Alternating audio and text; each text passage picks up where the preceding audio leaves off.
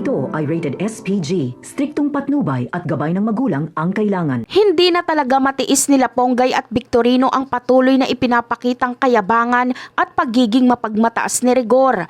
Kahit alam ni Rigor na mali at labag sa batas ang pagsunod sa mga gerero, ipinagpapatuloy pa rin niya ito. Ang pangunahing dahilan ay ang kanyang matinding personal na galit kay Ramon na siyang nagtutulak sa kanya para gawin ang lahat ng utos dito, pati na ang pagpaslang dito. Ang personal na pagkamuhi ni Rigor ang pumipiring sa kanyang mata at pumipigil sa kanya na makita ang tama at mali. Kaya naman, bilang isang tenyente, hindi na pabor si Victorino sa labis na pagiging mainitin ng ulo ni Rigor. Kitang-kita niya na hindi na halos sumusunod si Rigor sa tamang batas at protokol. Masyadong nagpapadaig si Rigor sa kanyang personal na galit na naging dahilan kaya siya ay nagpagamit sa mga utos ni Roberto. Ang lahat ng ginagawa ni Rigor ay tila para na lang sa sariling ambisyon ni Roberto at hindi na para sa serbisyo at hustisya. Kaya naman, dito na nga mag-uumpisang mag-isip ng malalim sila Ponggay at Victorino. Napagtanto nila na hindi na tama at makatarungan kung patuloy pa rin silang susunod sa lahat ng pinapagawa at utos ni Roberto.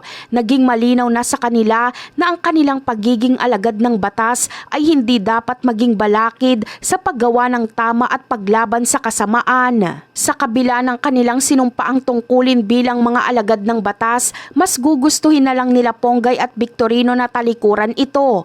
Mas pinili nilang kumilos ayon sa tama at konsensya kaysa sundin ang mga maling utos na pumapabor lamang sa mga abusado sa posisyon. Ito ay isang mabigat na desisyon.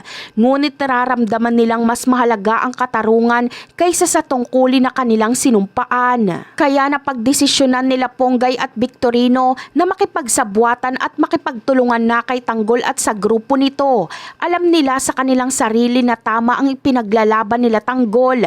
Nakita nila na hindi masama si Tanggol at ang kanyang grupo. Ang kagustuhan lang naman nila Tanggol ay maging maayos ang Maynila. Dahil ang pangunahing layunin ng grupo nila Tanggol ay ang palitan ng mga abusadong nasa posisyon. Naniniwala sila Ponggay at Victorino na ito ang tamang daan para magkaroon ng tunay na kaayusan at hustisya sa kanilang lugar. Dahil dito, handa silang isakripisyo ang kanilang propesyon upang makatulong sa pagpuksa sa mga tiwali at makasama sa panig na nagtataguyod ng kabutihan. At yan ang aabangan natin. Bye!